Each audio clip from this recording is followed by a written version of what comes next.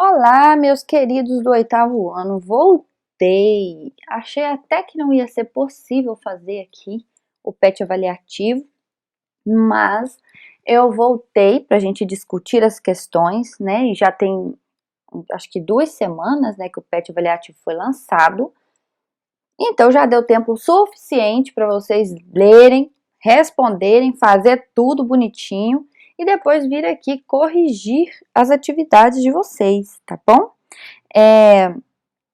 Eu gostaria de dizer para vocês que eu vou passar bem rapidamente e no final eu vou explicar o que vocês vão fazer lá com a autoavaliação e nós vamos lá, porque não devemos mais perder tempo. Número 1. Ciente de que o iluminismo foi um movimento intelectual cultural surgido na França no século XVIII, que criticava as instituições sociais e políticas da sociedade do antigo regime e defendendo o uso da razão na aplicação das leis, a liberdade econômica e o antropocentrismo. Explique de que forma suas teorias entraram em confronto com o absolutismo monárquico e o poder da Igreja Católica. Aí eu resumi, basicamente aí, que o iluminismo contestava a teoria da Igreja Católica que pregava o poder divino dos reis de governar. O rei detinha para si todos os poderes. O iluminismo veio contestar isso e o absolutismo acabou perdendo força no mundo inteiro. Foi neste contexto aí que o absolutismo monárquico e o poder da Igreja Católica se chocou aí com as ideias iluministas, ok? 2. Explique por que podemos afirmar que a vinda da família real ao Brasil em 1808 representou o início de um longo processo de independência do nosso país. A resposta é simples, porque o Brasil experimentou uma certa autonomia ao se tornar sede do governo português e não abriria mão disso. Né? Não sei se vocês se lembram, mas deve se lembrar que a gente estudou isso aqui, que fala lá, né, que o Brasil, uma das primeiras medidas que Dom João VI tomou ao chegar no Brasil aí, depois da abertura dos portos, entre outros, foi transformar o Brasil em Reino Unido de Portugal e Algarve. Então o Brasil, a partir desse momento, deixa de ser colônia e conquista uma autonomia.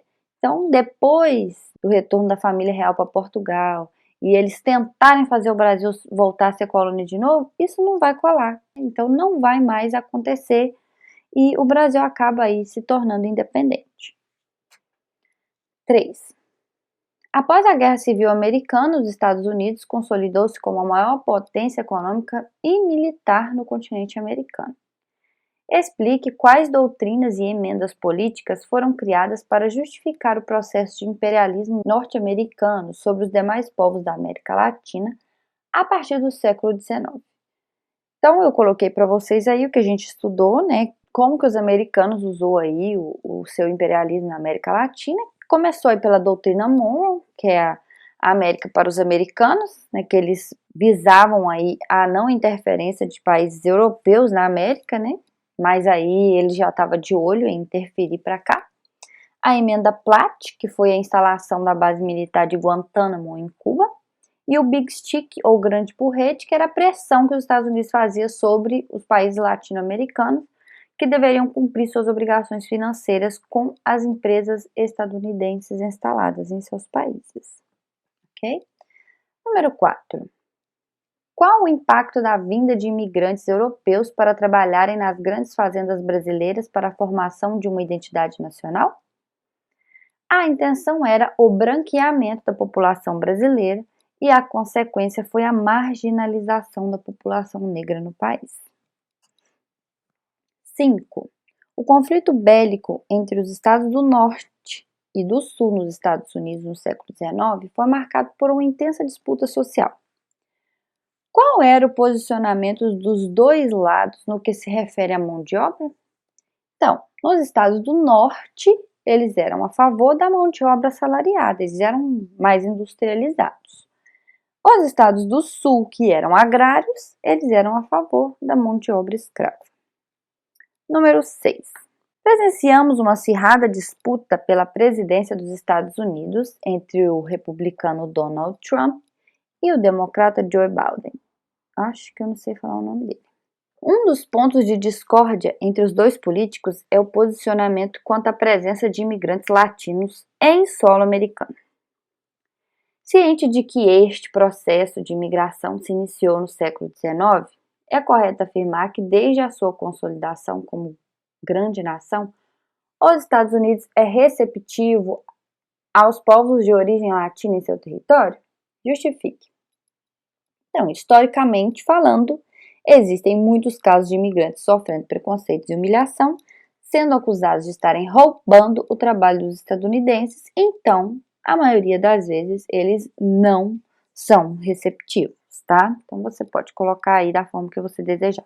Se você procurar aqui também no YouTube, você vai encontrar vários vídeos de pessoas que moram nos Estados Unidos, que passaram por algum tipo de humilhação, ou então preconceito, né? Porque nas escolas, por exemplo, eu já vi alguns depoimentos de pessoas dizendo que eles vão para a escola para estudar, e eles, alguns falam que eles não têm direito de estar ali, né?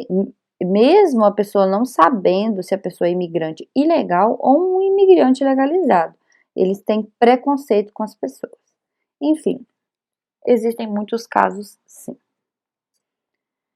E agora é a hora de você fazer a autoavaliação, né? Você vai ler essas afirmativas e nelas você vai dizer se sim, em parte ou não, sobre o que você aprendeu em história. Vamos lá para as afirmativas?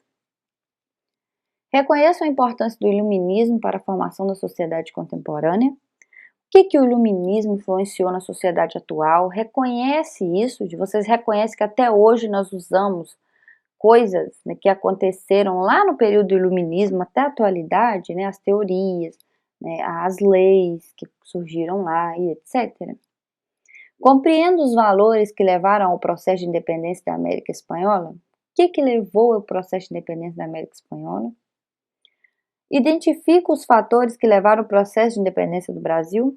Quais são os fatores que contribuíram para que o Brasil se tornasse independente? Você reconhece isso? Compreendo os fatores que levaram os Estados Unidos a consolidar-se como grande imperialista no continente americano? O que levou os Estados Unidos a se consolidar como grande imperialista, se intrometendo aí nos países latino-americanos? Você compreende isso? Aí você vai marcar aí se sim, em parte ou não. Lembrando a vocês que o nosso objetivo aqui é sempre que vocês aprendam alguma coisa, né? No caso, eu postei esses vídeos todos, desde o primeiro patch até agora. O objetivo é que vocês aprendam alguma coisa, tá? Então, se aprendeu, anote aí, faz favor. Se foi útil, curte, se inscreva e compartilhe esse vídeo com seu colega que ainda, né, está na dúvida com alguma questão, ok? Fica com Deus, um grande beijo, até a próxima. Feliz Natal para vocês, se caso eu não apareça por aqui antes do Natal, tá bom?